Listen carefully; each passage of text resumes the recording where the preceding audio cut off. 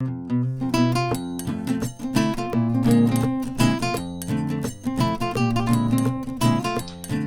começando mais um Cláudio Torres Gonzaga Covida.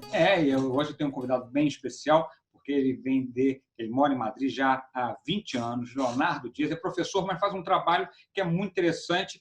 Léo, primeiro, obrigado por participar do programa. Então, eu queria primeiro que você explicasse qual é o trabalho que você faz. Obrigado a você, Cláudio. O trabalho que eu faço tem dois eixos principais, né? Por um lado, eu faço projeto de sustentabilidade, projeto de educação, projeto de empoderamento de líderes de zonas urbanas em condição de pobreza, como, por exemplo, as favelas no Rio de Janeiro. E, por outro lado, eu também dou aula, sou professor em universidades, escolas de negócio, em diferentes temáticas sobre sustentabilidade. Muito legal. Então, acho que vai ser bem interessante a nossa conversa. Eu sempre começo perguntando como é que foi a primeira recepção nas cidades do início da quarentena. E a gente aqui no Brasil teve as notícias da Espanha foram muito assustadoras, né? Foram na sequência das notícias da Itália e vieram, né, como um segundo país com muitos casos. Como é que foi aí? Como é que você recebeu? Como é que Madrid recebeu o início da quarentena? Cláudio, inicialmente a gente via a China muito longe, né? O que acontecia na China como algo muito longe, não realmente acho que ninguém acreditava. Quando decretaram o estado de alarme, estado de alarma, né, em espanhol, que foi 15 de março, eu estava até fora de Madrid, voltei esse dia e a ficha para mim caiu quando eu estava chegando em casa e eu vi várias ambulâncias nas ruas, né, e os médicos descendo assim, vestidos de astronauta, saindo pela porta com a luz, aquela red lamp na cabeça, né? E o que eu principalmente lembro é a expressão dos médicos, né? Por causa da luz, dava para ver a cara deles. E aí a ficha caiu que realmente estava acontecendo alguma coisa que eu não tinha a menor ideia do que era, né?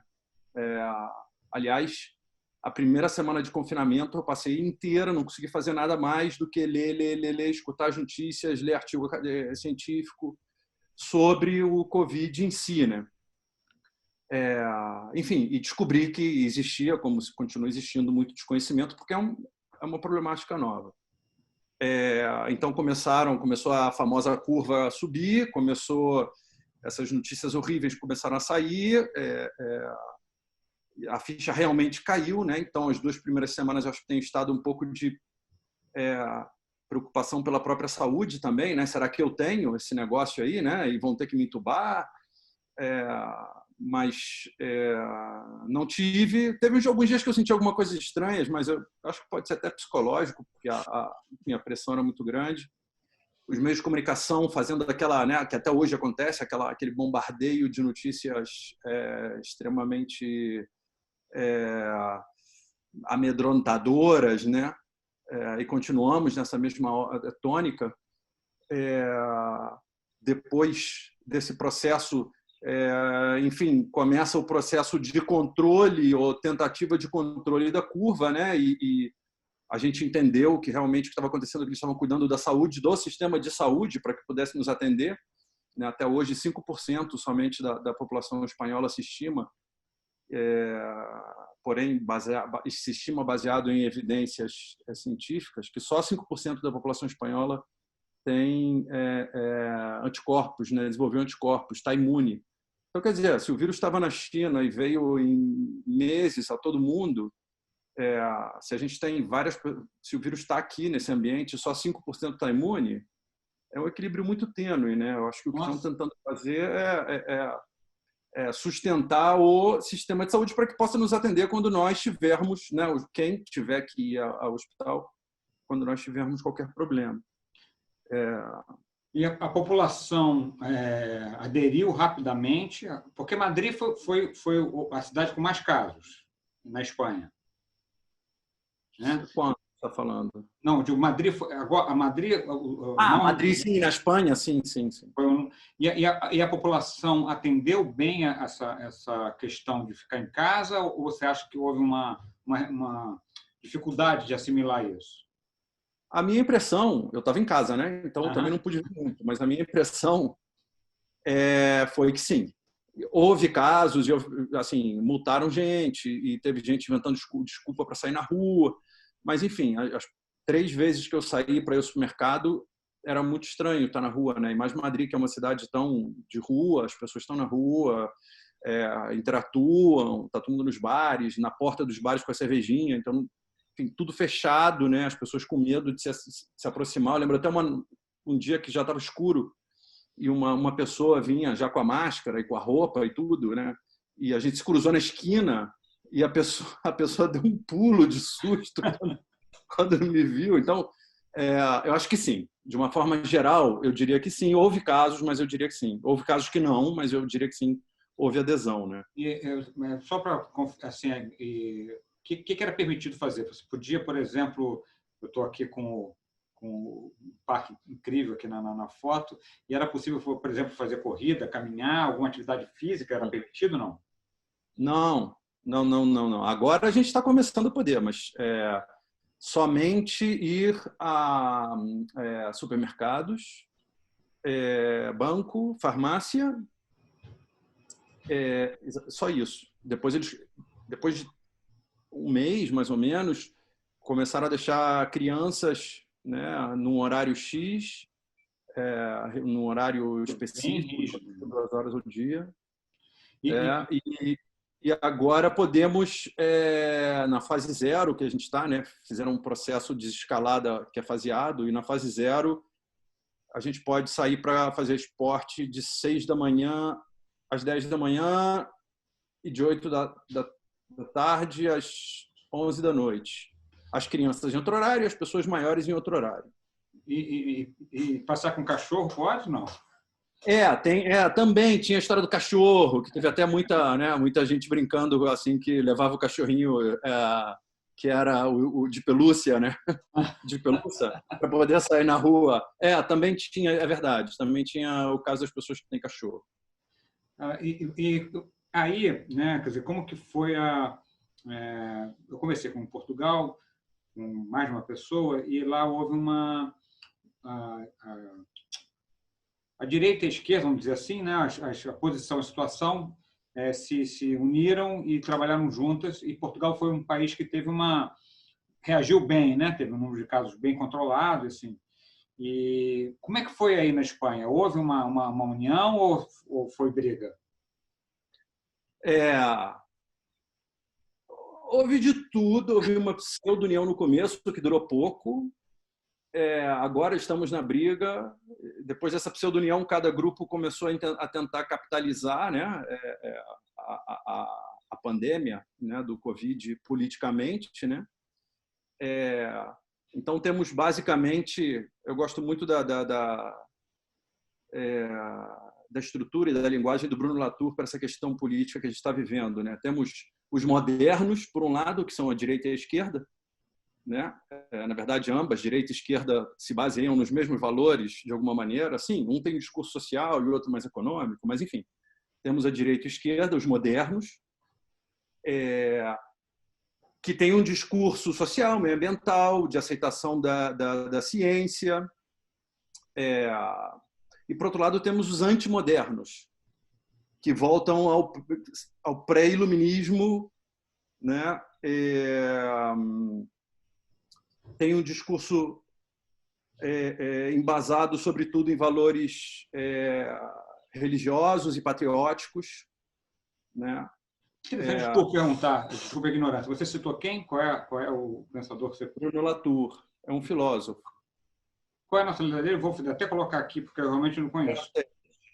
Que interessante, porque é engraçado essas coisas, né? Eu também tenho essa sensação que essa nomenclatura de direita e esquerda é uma coisa um pouco ultrapassada, num certo sentido, e um pouco que não ajuda a definir, porque tem pessoas que se dizem de esquerda que são atrasadas, pessoas que são de direita que não são tão atrasadas, enfim, acho muito, vou até estudar, porque eu fiquei bastante interessado, né?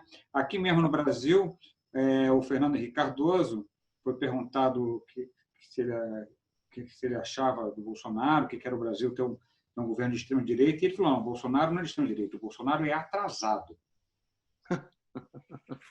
Que eu acho que tem muito a ver com essa divisão aí. Assim, eu tento evitar entrar nessa polarização, né? Acho que um grande problema é essa polarização, né? Aquela velha história de vida para conquistar, né?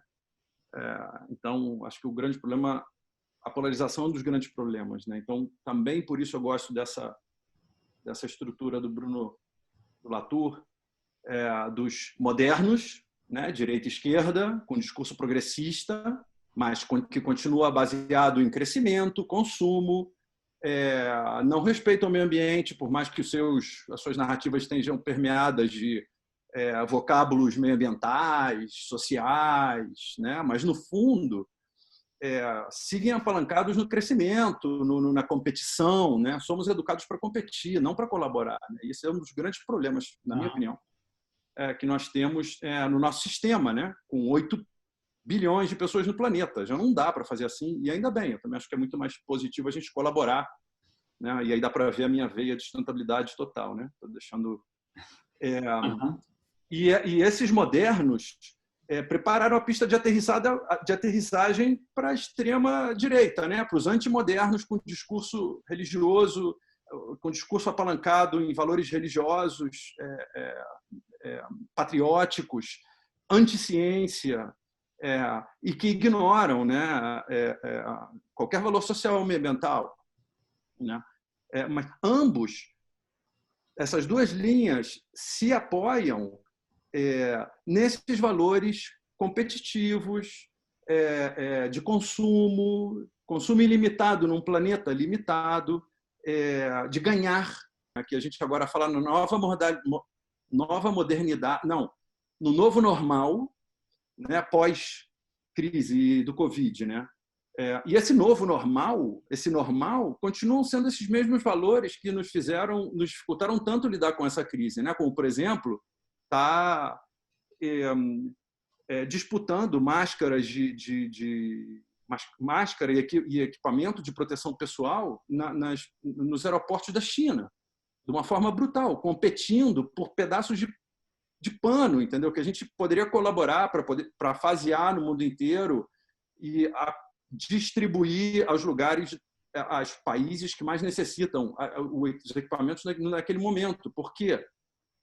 Porque enquanto o vírus estiver em um lugar, ele ameaça o mundo inteiro, porque ele pode mutar. Quanto mais quanto mais gente é contagiada, maior a probabilidade dele mutar. E se ele mutar, ele volta a atuar em outros lugares onde talvez já tenham uma imunidade desenvolvida, né? Quer dizer, estamos todos no mesmo planeta, dentro da mesma casa, com o mesmo problema. Se a gente começar a competir dentro da mesma casa, é complicado. E ambos, modernos e antimodernos, continuam baseando os seus discursos nessa base, nessa pedra angular, né? Eles constroem seus discursos sobre essa pedra angular. Eu acho que esse é um grande problema e que nós estamos vendo aqui muito claro na Espanha agora, nesse debate, nessa briga, como você chamava antes, né, política, para poder capitalizar sobre a crise. E aí a sociedade está absolutamente dividida. Existem manifestações, né, os coxinhas e o como era a coxinha aqui? Coxinhas e mortadelas, né? Isso. Aqui é a mesma coisa. Agora tem enfim, os que dizem que são os fátias, né, os de direita, os que são mais absolutistas, de alguma maneira, e os mais progressistas. Uns aplaudem, outros batem a panela.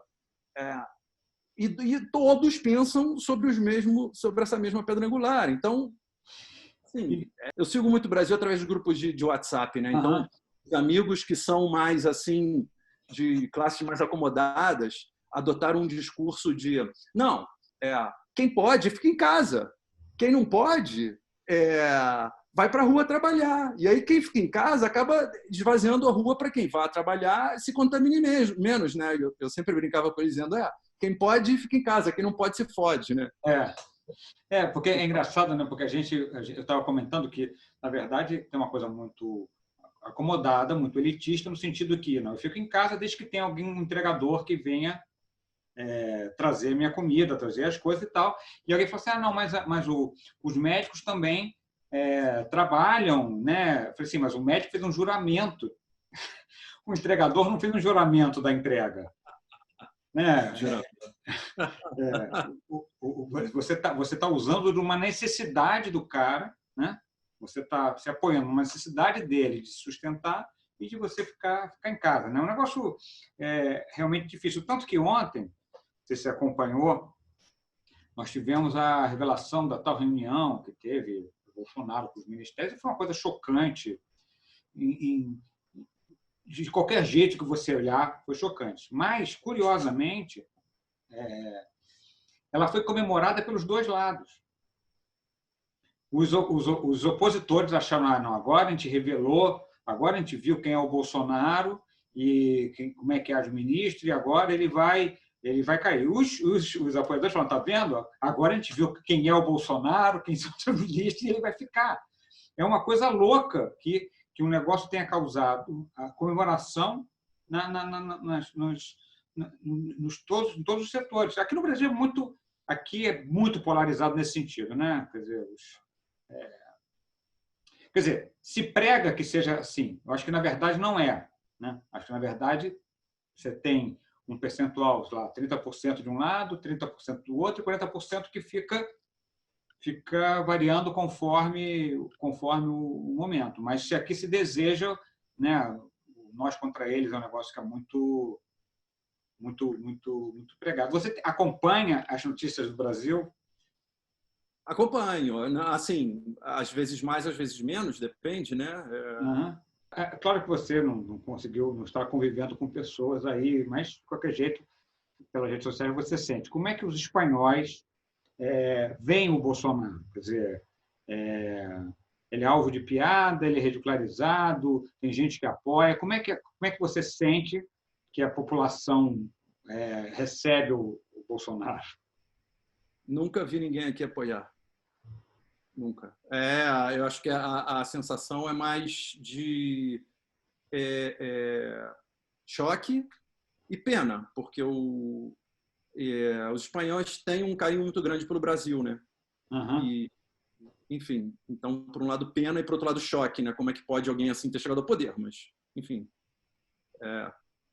faz muito sentido que alguém assim chegue no poder, né? Que esse antimoderno chegue ao poder, né? E diretamente no teu trabalho, o que muda agora após Covid? Ou não muda, ou a batalha é a mesma? Assim, ainda não sou consciente de tudo isso, né? Não sei até que ponto, mas por um lado muda porque os projetos de sustentabilidade devem, assim, os projetos anteriores de sustentabilidade, educação, pessoas que vivem moram, que estão em situação de rua, né? Como a gente diz, homeless, que cresceu muito aqui na Espanha, jovens desempregados, que eram alguns dos projetos que eu estava fazendo. Essa situação se agrava, então esses projetos devem seguir adiante e devem surgir novos projetos, né? Até as agências multilaterais, como ONU e tal, estão começando a lançar vários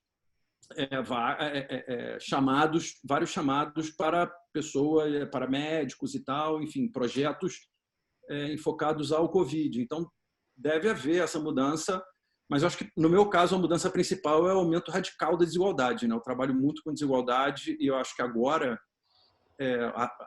o nível de aceleração da desigualdade é algo inédito. A gente nunca viu num país, num planeta tão superpopulado, né? Realmente não sabemos o que pode passar. E eu acho que estou muito preocupado com isso, né? Com essa questão da desigualdade. O ser humano em situação de desigualdade pode chegar, enfim, no Brasil a gente sabe isso, no Rio de Janeiro, então a gente sabe isso perfeitamente, né? Perfeitamente. O nível de desigualdade e acumulação de capital por uns e pouco bem-estar para a maioria termina contribuindo a gerar esse tipo de situação de desigualdade que a gente tem no Brasil, né? Eu prefiro ter um pouco menos e poder estar tranquilo na rua do que ter mais e estar preocupado, ou um amigo meu desaparecer, ou enfim, não saber se eu... Enfim, todas aquelas situações que a gente está tão acostumado no Brasil. Agora está aqui em que estágio aí? Quando é que vão abrir as coisas? Tem um plano para isso? Como é que está aí? eles fizeram um faseamento, né? São várias fases, eu acho que são, não sei se são 4 ou 6 fases, e vai por províncias, né? Por comunidades autônomas, como no Brasil. Se fosse no Brasil, seria por estados. Então, por exemplo, Madrid está na fase 0 ainda, a gente repetiu na fase 0. Cada semana tem uma avaliação. A gente repetiu. Barcelona também repetiu. E outras comunidades, as Ilhas Canárias, por exemplo, que tinham muito poucos casos, já estão na fase 2, passam a fase 2 na segunda-feira agora, depois de amanhã. Então, nós entramos na fase 1 semana que vem. Então, acabou acontecendo outra competição, né? Entrando naqueles nossos valores de competição, aquela história. Todas as comunidades competindo para ver quem passa de fase mais rápido, né? Pela economia, né? Assim, aquela preocupação com a economia. Tinha um desses memos aí de WhatsApp que o pessoal mandava que eu achava ótimo, né? Que são os dinossauros. Vinha um meteoro caindo assim na Terra, um dinossauro mirando o meteoro e dizendo para o outro: porra, cara, economia! Os caras estavam a ponto de entrar em extinção, né? Então, outra vez, modernos e antimodernos construindo soluções em cima da mesma problemática, né? Dentro do problema que nos trouxe essa situação, né? O Einstein dizia, só os loucos repetem as mesmas ações pensando que vão chegar numa solução diferente, né? O que você acha que o madrilenho sente mais falta? O que ele está louco para poder fazer de volta quando acabar a quarentena? Puxa, falar em nome dos... Assim, realmente não vai ter rigor nenhum o que eu vou falar, né? Mas é uma questão que eu percebo assim, dos meus, digamos, estudos sem rigor nos grupos de WhatsApp.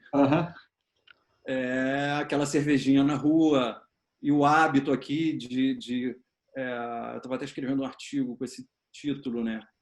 Es para compartir, es para el centro. Aqui a gente, quando vai pedir, como quando a gente sentou aqui em Lavapés para comer, não sei se você lembra, quando você veio, na comida, a gente costuma pedir para o centro, né? Sempre perguntam: é para o centro? É para compartilhar? Sim. Então ele bota no centro e bota vários talheres, a gente vai comendo do mesmo prato. E, na verdade, os talheres se acaba misturando, né? Você acaba todo mundo bota na boca o talher de todo mundo, né? E eu achei isso muito legal quando eu cheguei aqui. Essa forma de compartilhar um momento e integrar, né? Você realmente termina gerando uma sensação de integração maior, né? Muito íntimo isso de botar o talher na boca enfim, e agora é impensável. Agora as pessoas na rua pulam, quando se cruzam na esquina, pulam de medo, de susto. Então, eu acho que essa Las Cañitas del Domingo, aquela cervejinha do domingo com aquela tapa de paella para compartilhar, todo mundo comendo do mesmo prato, acho que seria de uma forma muito simples o que eles sentem falta. Mas, na verdade, eu acho que as pessoas sentem falta mesmo da segurança, da saúde e das pessoas que faleceram, né? Muitas pessoas faleceram, muitas pessoas maiores. Eu acho que essa é a grande questão, na verdade.